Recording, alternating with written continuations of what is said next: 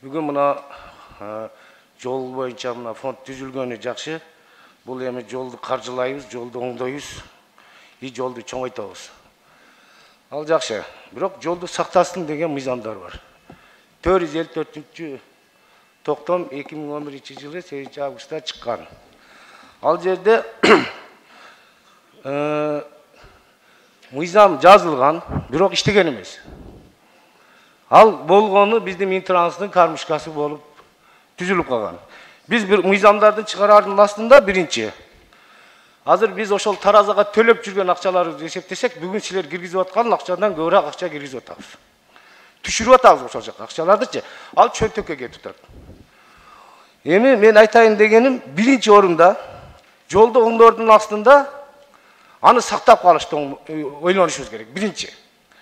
454 толук канды 2011 жылы кандай жазылган болсо ошо боюнча калтырыш керек. Кийинки өзгөртүүлөрүн жокко чыгарыш керек. Баягы штраф бирдемелерин киргизип алды. Штраф дегенден кийин коррупция башталат. Штрафты киргиздик, коррупция башталат. Биринчисинде токтотулсун, кайтарылсын, белгиленген жерге стоянкага токтотулсун, өткөрүлбөсүн деген мыйзам жазылган. 454-тө.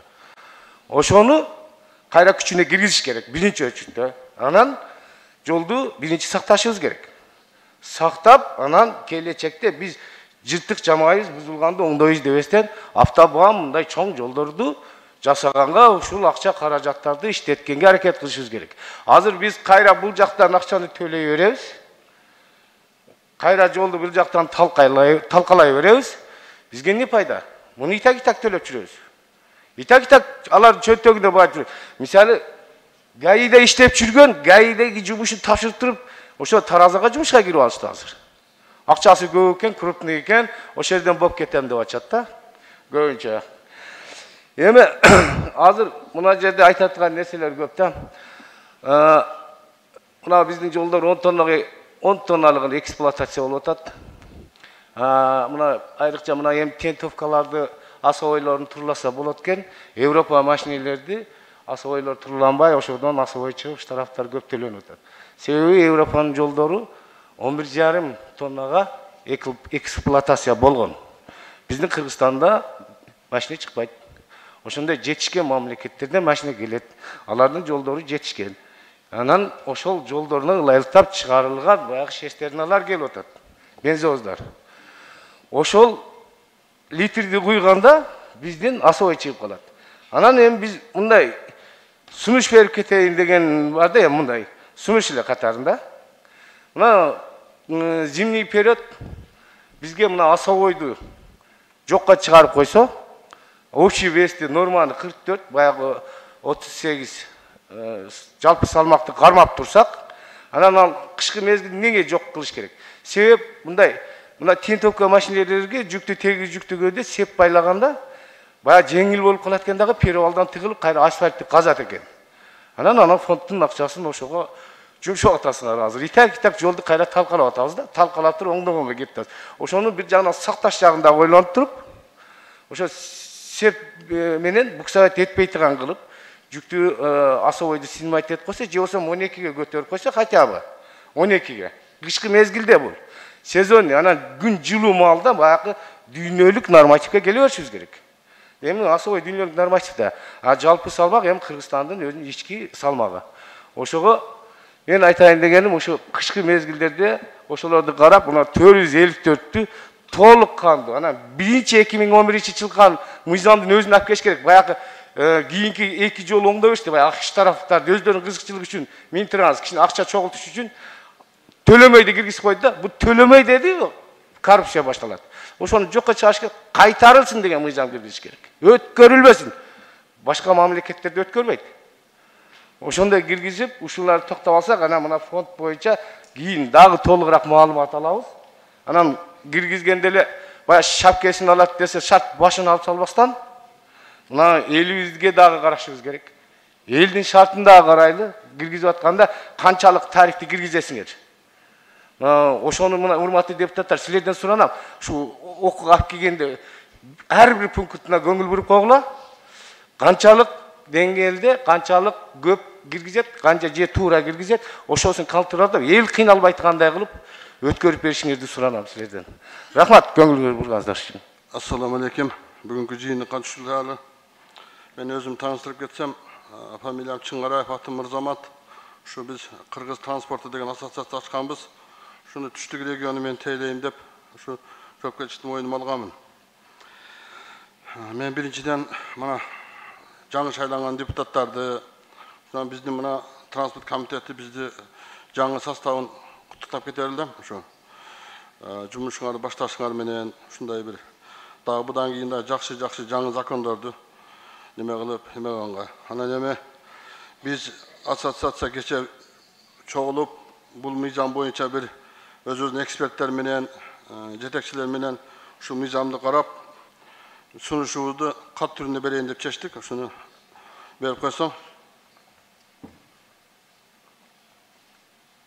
Анан эми урматтуу депутаттар, урматтуу мына жерде ассоциациялар отурат, айдоочу коом, перевозчиктер, мына биздин институттан келди бардыгы.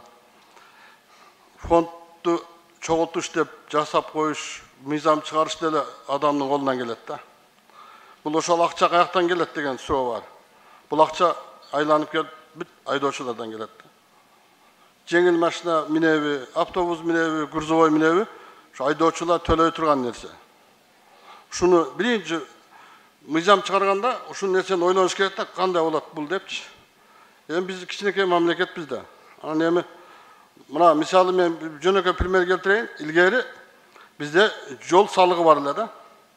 Анан мына Бабанов эме премьер-министр болуп келгенде эмени техосмотрду менчикке берип салгандан кийин ушу токтоду да. Бизде азыр Кыргызстанда миллиондон ашык автоунаа бар. Ушулар миллиарддаган акчалар түшөт эле мамлекетке. Себеби дегенде техосмотр майынын колунда эле да. Алар биз жол салыгын төлөмөйүнчө бизге техосмотрду өткөрбөйт эле. Жөнөкөй эле система ушун бузулду. Мына эми азыр эми да фонд деп атасыңар да. Фонд эми баягы через пропускной пункт аркылуу баягы айтып атасыңар эме деп бензинге акцизин налог деп атасыңар. Ушундай келип туруп баягы элди дагы неме болот да бул жердечи. Мындай бир кандай десем, мисалы үчүн менин жүрөгүм ушул нерсе жакпайт да. Анан эми айта берсе көйгөйлүү маселе көп. Мына азыр айдоочу коомдун айтты, мына ассоциациялар айтып атат, талант жигит жакшы айтып кетти. Мен Бактыбек Үсенович сизден суранып кетет элем. Биздин мына перевозчиктерди топтоп, мына Минтранстын өкүлдөрүн топтоп, барлык регионду топтоп, ассоциация, айдоочу коом барлыгын топтоп бир календарный планга киргизсеңиз, жылына бир 2 жолу чогулсак, көйгөйлүү маселелер боюнча. Мыйзамдар боюнча эмес, көйгөйлүү маселелер боюнча. Эмне дегенде, биз азыр транспорт саясаты жок, Кыргызстанда транспорт тармагы хаоска отуруп калды да. Эч нерсе жок, эч ким биз признавать этпейт. Мен кече эле мына 2-3 күн болду, Facebook'tan чыгардым, Садыр Нуркожоевичке кайрылдым. Бизди мына мен даже ушу айтып Шукурат деген агентствонун жетекчисине өзүнө кирип да айттым, "Иним, жардам берейин сага. Мондайыңды токтот." Десем, эч кандай эмеси жок. Как будто баягы менчик бирөө отургузуп коюп, ошол мен даже айттым, "Сен биздин атабызсың" дедим. "Бизге жардам бер." Сен болбоду. Ошол себептен мен айткым келет да. Бир чогулуп, дагы кайталап кетейин, бир календарный планга киргизсеңер, комитет, транспорт комитети. Ушу жылда 2 жолу чогулуп турсак, көйгөйлүү маселени элдикин силер көрүп турасыңар да. Элдин атынан шайлангандан силер эл үчүн иштейсиңер деп биз ишенебиз. Мына азыр айтып кетишти, Таразда иштебей атат. Сосновканын Таразда эң главный кайнап аткан Таразда Сосновка иштебей атат. Каяктагы фонд айтасыңар, жол талкаланып атат. Ма Кеминдик иштебей атат. Ат башынын Таразда иштебей атат. Каяктагы фонд айтасыңар. Биринчи Тараздан оңдоп алышпайбы? Кыргызда сөз бар го. Чымчык сойса да касап сойсун дейт. Садаган кетейин. Комитетте депутаттар, укаларым, досторум, карап койгулачы биздин тармакты. Жетекчилер шайлаганда мындай, "Сен кайер иштегенсиң? Дипломуң кандай?" деп сурап койгулачы силерден суранчы. Мен бул жерде азыр айтсам, көп көйгөйлөрдү айтып коем, бирок аны мен регламентти бузгум келбей атат. Ушу силерден суранабыз. Ушу биздин тармакты жакшылап жолуна салып, законуңарды элге неме кылган закондорду биз колдойбуз. Дайыма ушунтымакты иштейли. Чоң рахмат.